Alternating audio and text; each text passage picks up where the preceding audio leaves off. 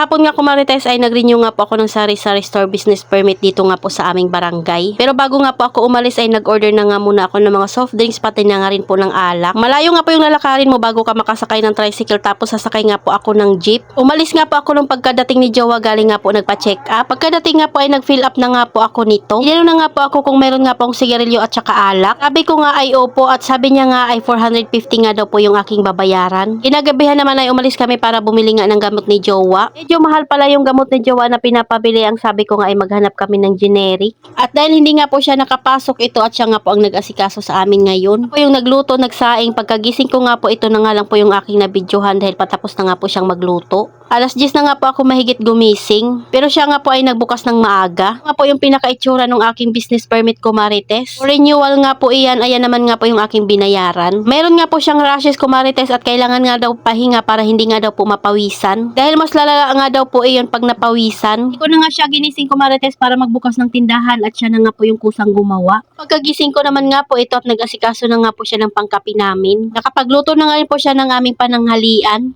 Masarap din talaga sa pakiramdam na magkaroon ka nga ng partner na kusang kumikilos at hindi mo na nga kailangang utusan. Tapos niya nga po magluto, ayan at inasikaso at nilinis naman niya nga po yung lababo. Nga po talaga yan, kumarites, pag siya nga po ang naglaluto at nag-asikaso dito sa kusina, diretso linis nga po iyan at hugas. 30 piraso nga po yung pinapabiling gamot kay Jowa at kulang nga po yung dala naming pera kaya sabi ko nga ay 20 na lang muna. Bilhin na lang namin yung 10 pagkatapos niya nga pong mainom yung 20 piraso.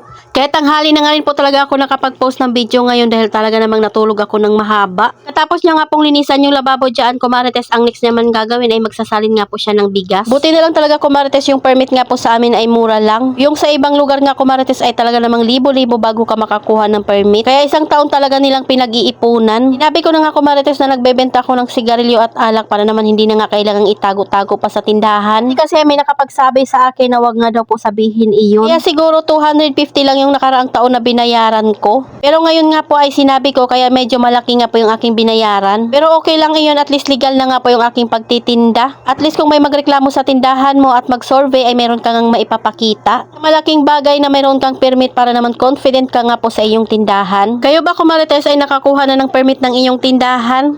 Kawawa talaga yung mga maliliit nga lang po na tindahan pero grabe talaga ang mahal ng permit nila. Yung tipong mas malaki pang ibabayad mo sa permit kaysa nga po sa kinikita mo sa araw-araw. Kaya napakaswerte nga po ng mga may tindahan dito sa Taguig. At nabigyan nga rin po ako ng nakaraan na allowance nga po ng may mga tindahan. 3,000 pesos nga rin po iyon, abay malaking tulong nga rin po iyon sa amin. Isinali na nga ni Jowa yung kumukulong tubig doon sa termo namin. So ayun lang muna, kumarites, salamat sa panonood. Follow for more. God bless us at sana i-share nyo na nga rin po itong aking video.